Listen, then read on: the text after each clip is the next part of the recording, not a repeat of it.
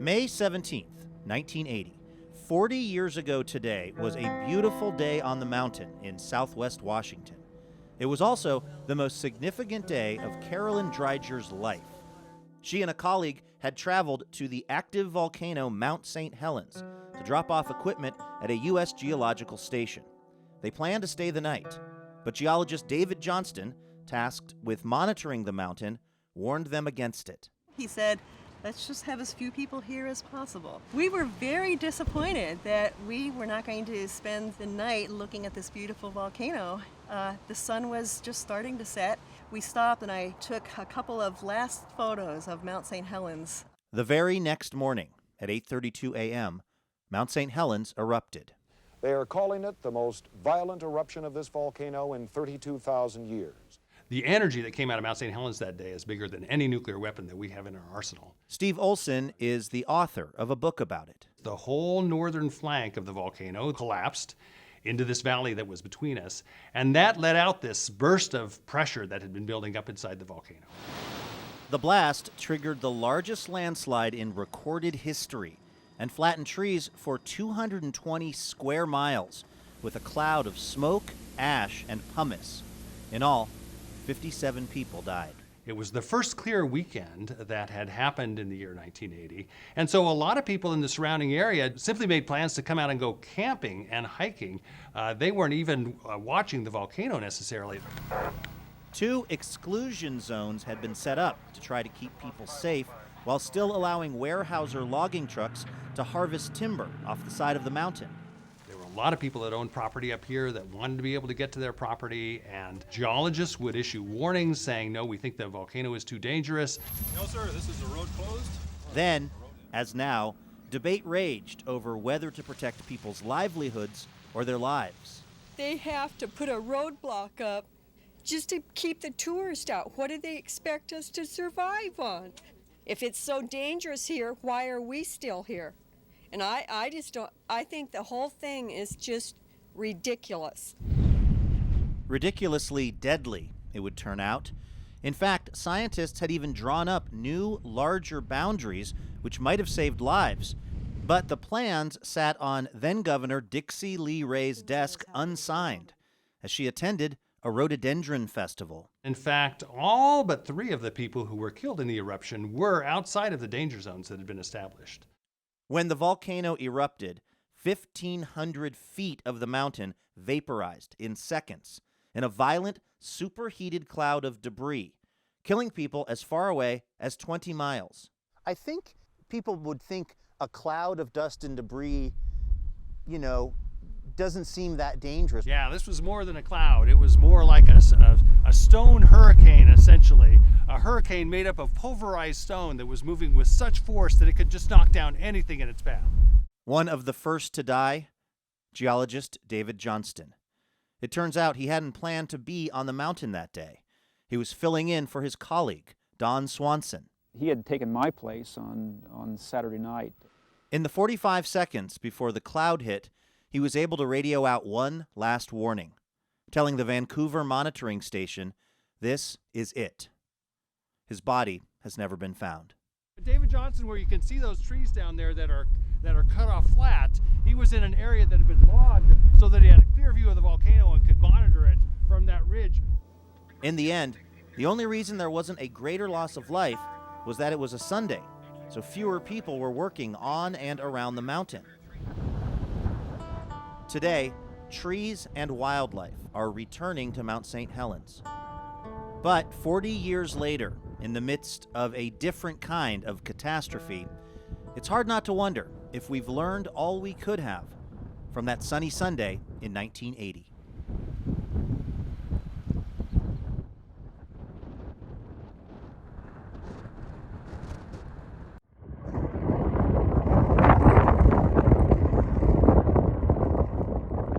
We leave you this morning with nature's great spectacle at the Mauna Loa volcano on the Big Island of Hawaii.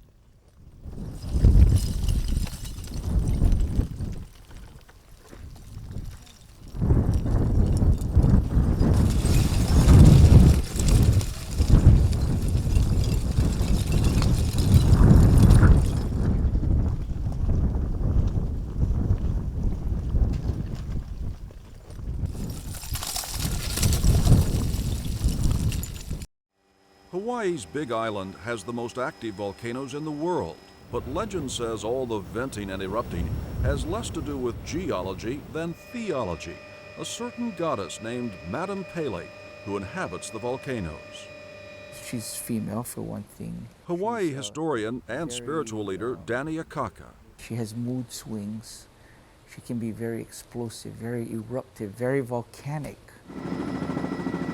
There have been times when both Kilauea and neighboring Mauna Loa have gone off together, creating a spectacular show of fire and flowing lava, as they last did in 1984, when this correspondent covered the eruptions. At present, Kilauea poses absolutely no threat to any populated areas, and the potential threat from Mauna Loa, now in day 6 of its eruption, has been set back. 17 years later, the volcanoes have come to pose a very different kind of threat. Not to area residents, but to visitors who come here and then return home with their very own piece of paradise. Usually a chunk of volcanic rock, a lava souvenir. Taking rocks from the national park's forbidden because officials don't like to see our natural treasures picked apart, even though there seems to be a never-ending supply in this case. Still, it happens, and it's what happens next that's the problem. He slipped and broke his leg in 3 places. Danny a.k.a., the Hawaiian spiritual leader, also serves as something of a father confessor to repentant visitors. He now has 7 screws and a metal plate in his leg and is still not back to normal. A.k.a. gets boxes of rocks from all over the world. This comes all the way from Australia. From tourists who believe they've been cursed by Madame Pele because they took home a piece of the rock, her rock. We got divorced, and my health has 7 years of tough luck. My wife has had a miscarriage. My younger sister has cardiovascular disease. Our family business is struggling, and I have had it. Well, first things started breaking down. Cars, 2 at a time, garage door, the air conditioner in just a couple weeks apart, the clothes dryer, the dishwasher, anything that was mechanical was breaking on us. Loretta Seastrand of Sacramento, California, is a believer. Her life turned hellish when she took a small piece of lava 5 years ago. Then my husband got hurt. He went down, and a week later my daughter got hurt. She went down. It just kept going and kept going. So Loretta sent her rock to a relative on the Big Island who put it back. It's tempting, of course, to want a lava rock, a memento from a mysterious place.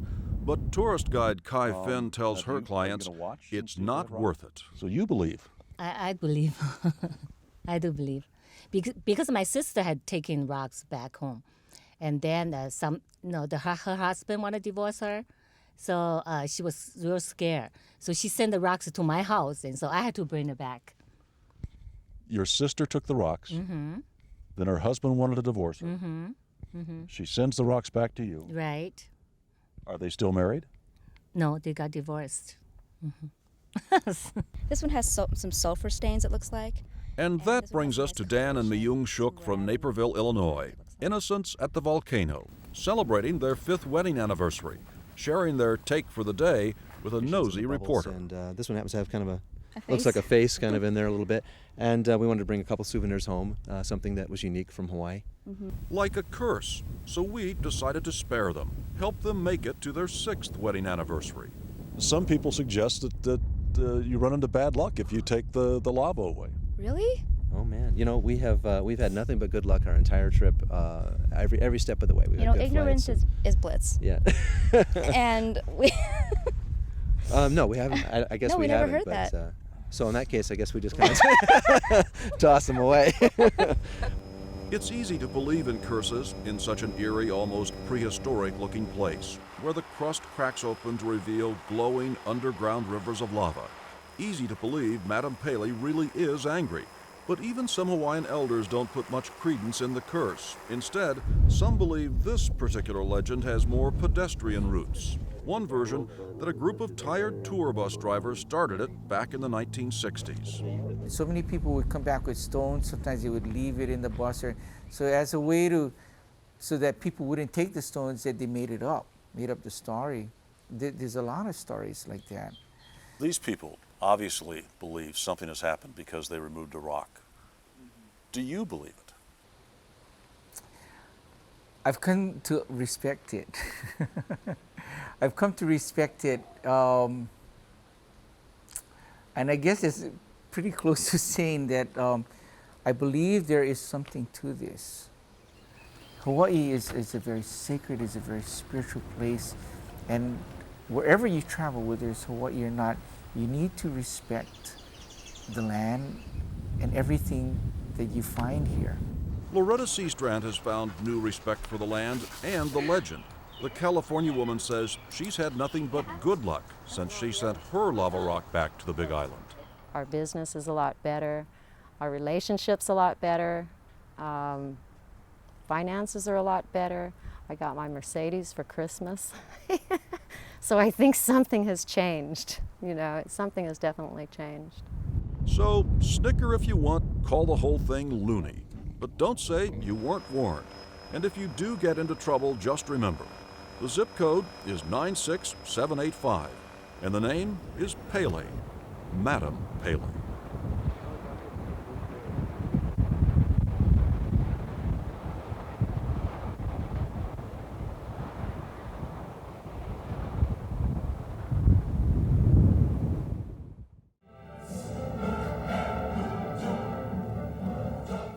If you're looking for an island whose very name still inspires dread, search no further than Krakatoa. The explosive eruption of its volcano in 1883 triggered 4 massive tsunamis that killed 40,000 people and sent boats crashing into surrounding islands. Simon Winchester has written a book on Krakatoa. It produced the loudest bang ever heard on the surface of the planet since mankind was around to hear it.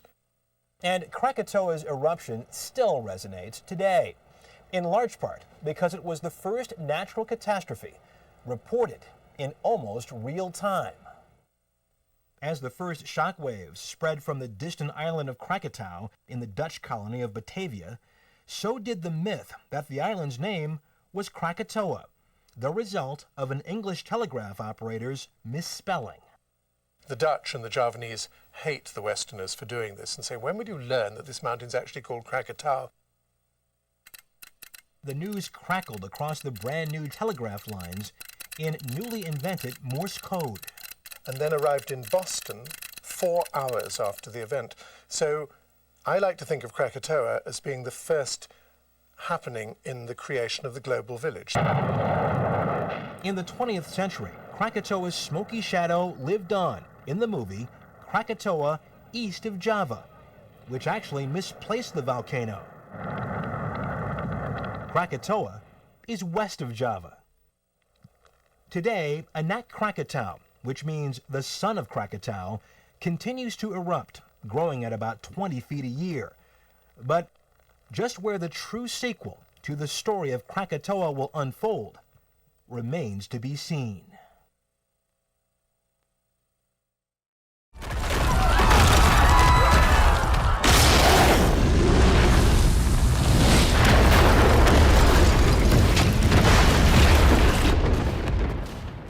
Pompeii, one of the more memorable and frightening chapters in the ongoing drama we call civilization. Not to mention a favorite Hollywood storyline. With Seth Doane, we go back in time. The stone skeleton of this ancient city has emerged through centuries of excavations, an intriguing glimpse of another time. In what is now southern Italy, Pompeii was a bustling metropolis until an eruption from the mighty volcano Vesuvius engulfed it in ash nearly 2,000 years ago. At least 1/3 of the Roman city remains buried. Much of Pompeii is still underneath us. Yes, it's under our foot. And that means the tantalizing discoveries continue. This is one of the last pieces of Pompeii that we dig. Kind of the newest yes, part of Pompeii. Exactly. It's still Raffaele Martinelli, part of the team at the archaeological site, took us to the House of the Lararium, not yet open to the public. When excavating, they often have no idea what they're discovering. In the heart, we find a little hole. And you think there might be something in there? Yes, exactly. So then Roberta comes along Yes, and usually I say, please, Roberta, run here. I need you.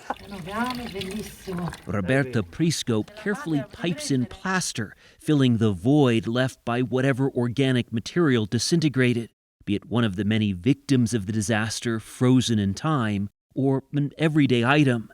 The plaster hardens in the form of the object, Has anyone seen this yet? No, you are the first. creating a cast, in this case of a 2,000-year-old basket. Pompeii was destroyed with a little dust, but hyperdense, so that the shape of these little objects remain in the dust. What do you learn from these new discoveries? Well, it's like a puzzle. Every piece is important. Gabriel Zuchtriegel is director of the Pompeii Archaeological Park. We met at the opulent House of the Veti, which reopened in January after a 20-year restoration. There is a fascination with the little details of life, seeing the little glasses or the plates or knowing about the food that they ate. It's those details that are the most interesting in some ways. And then you put them into the larger picture, and then you can start thinking about, well, if this was the situation in Pompeii, what can we take from that for the economy and the society of the entire Roman Empire? Pompeii has been imagined in art and fictionalized on film. We know it was a pagan society. It had crowded markets, fast food stalls, and fine art, with a remarkable appetite for the erotic. There were varying concepts of morality, slavery, and gladiator fights, but its amphitheaters, gardens, and daily objects feel familiar. I will show you something really great. Raffaele Martinelli took us to one of Pompeii's newest discoveries. And welcome in a Roman bedroom. He says they've never found a Roman bed anywhere so well preserved. You can see in the site that we still have the foot of the bed. And under the foot of the bed, there is a piece of wood, you see? Probably to make more stable the bed. Like you'd put a piece of wood under a table that's rocking. Yes, this is a daily life trace that we find.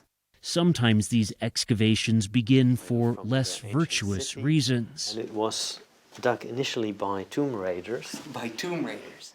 Their underground labyrinth mapped here in 3D. They would go alongside the walls to see if there were frescoes or anything valuable that they could then sell on the antiquities market. Once professionals took over, they found bodies, believed to be a master and his slave, fleeing the eruption.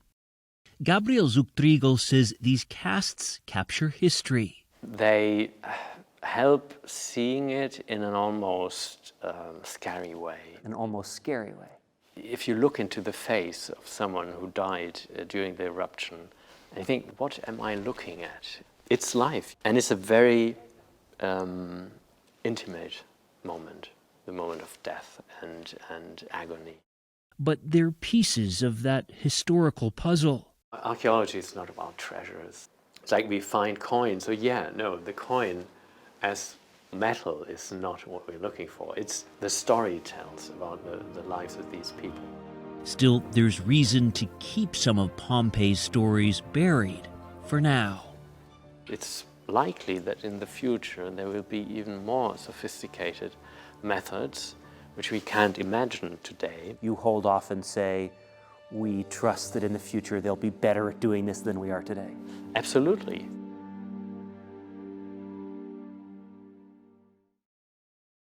Connor Knighton's tour through our national parks has taken him to Hawaii, where the heat is on.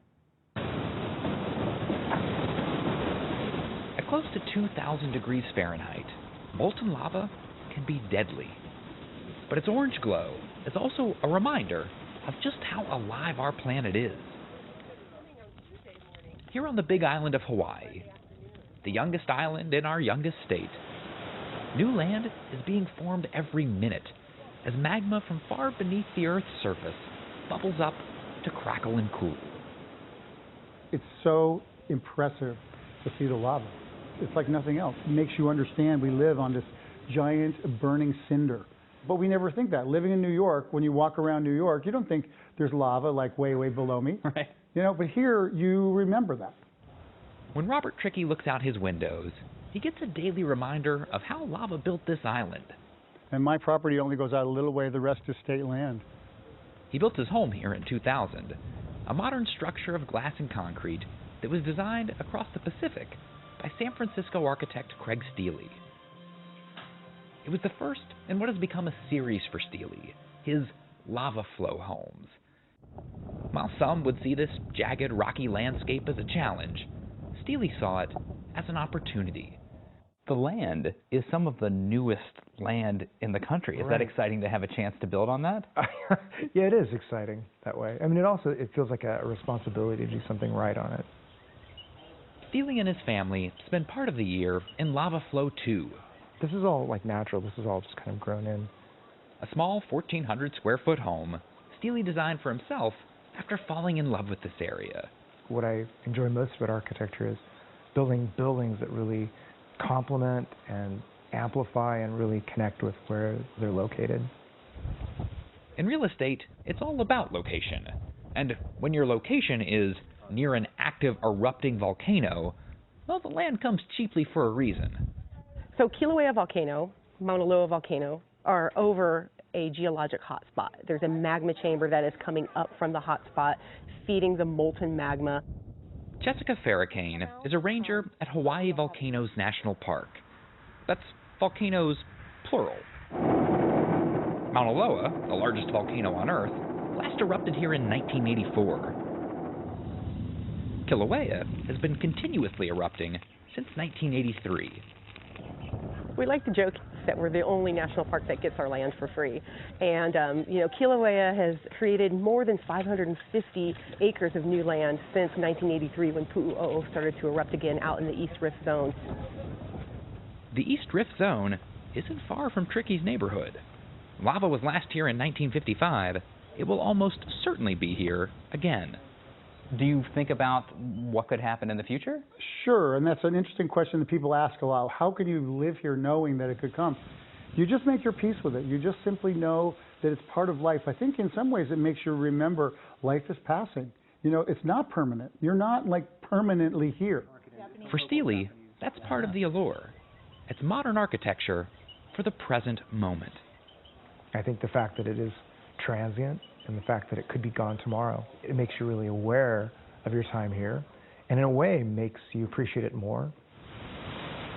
For those who live along the lava, it's a mindset, an appreciation for the land, and an ability to go with the flow.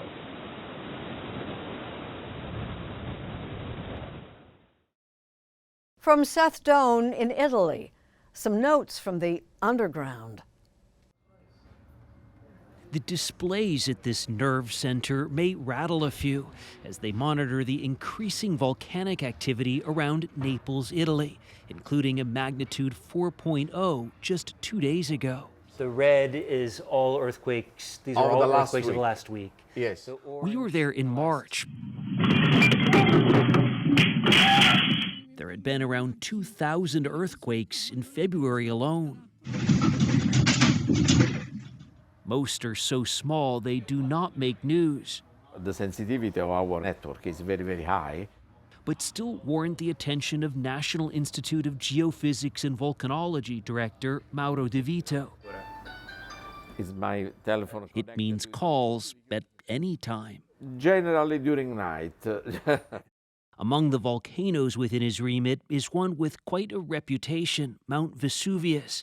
That, of course, infamously covered the city of Pompeii in ash nearly 2,000 years ago. And here you see with Vesuvius, everything is in one place. Concentrated in the crater area. But just 30 miles from Vesuvius, there's a much more complex volcanic structure, which today is demanding more attention. Campi Flegrei stretches 125 miles under urban areas and out into the Bay of Naples. It's often called Europe's most dangerous volcano. The risk is very high due to the high density of population here. Population within the caldera. It's literally like living on a volcano. Yes, in. in a volcano. Within a volcano. But how can that be? How can people be permitted to live in a volcano? The reasons are many. We can find traces of the life from 10,000 years. In modern times, about 500,000 people live in the red zone, which is most at risk of eruption. This fuming area is the center of it, called Solfatara, which government scientist Giovanni Macedonio reminded us is now off limits to visitors. You see the steam, you can smell the sulfur, and this tells you it's not so calm, not so tranquil under the ground. Yeah, we know that under the ground there is a place, a volume, that is heated from fluids that come from below, from the magma chamber. While magma under Mount Vesuvius has a more predictable path to the surface, Campi Flegrei has a more complex plumbing system. Deep underground, it's a snarl after massive eruptions thousands of years ago mangled the Earth's crust. There are huge pools of magma and hundreds of pathways to the surface. What's happening here is a geological phenomenon called bradyseism, which is also seen at Yellowstone, a national park, not an urban area. So the land is actually moving up and down. To see this cyclical rise and fall caused by volcanic activity, Macedonio took us to the port of Pozzuoli. This is not the tide changing, this is the land lifting. The land lifted about more than 2 meters here. Marco Marotta has a restaurant here. Until 5-6 years ago, the water level was much higher, he told us. Veramente diverso rispetto a oggi, really different from today. Molto diverso. Yes, really different, he said. Before there were boats, there were fishermen. Now it's no longer a port, it's become a pond. It's the opposite effect from centuries ago when this area was slowly sinking. To see that, we suited up a while back for 60 minutes plus. To dive down and explore the now sunken ancient city of Baia. It had been a seaside retreat for the wealthiest Romans. These stairs once likely led to the water. Today, they're submerged, and underwater archaeologists are working to restore mosaics. We see gas, water, and all this generates these rivers of mud that we can see from here. Today, the opposite is happening, an uplift, as Giovanni Macedonio explained. During the sinking, there is very few gas activity. And the contrary, when there is uplift, we see earthquakes and also increasing in the gassing. That degassing is one potential warning sign. Italy's government is monitoring the smallest of movements. This is the passage of a train. Which means more phone calls sorry. to Mauro Di Vito. Do the signs worry you? When I see increase in the activity, earthquakes, increase of gas emission, of course, those are important parameters. Potential warning signs. Yes, but something can change tomorrow. My feeling is, of course, that the volcano is in an increasing unrest. Increasing unrest. Increasing unrest. Now, today. Now. But these can also finish. But now we do not have evidences of a possible eruption. It's not possible to predict an eruption, so they're monitoring gases and watching for warning signs which would trigger evacuation orders. For now, the many tiny earthquakes are just a reminder of the power bubbling below.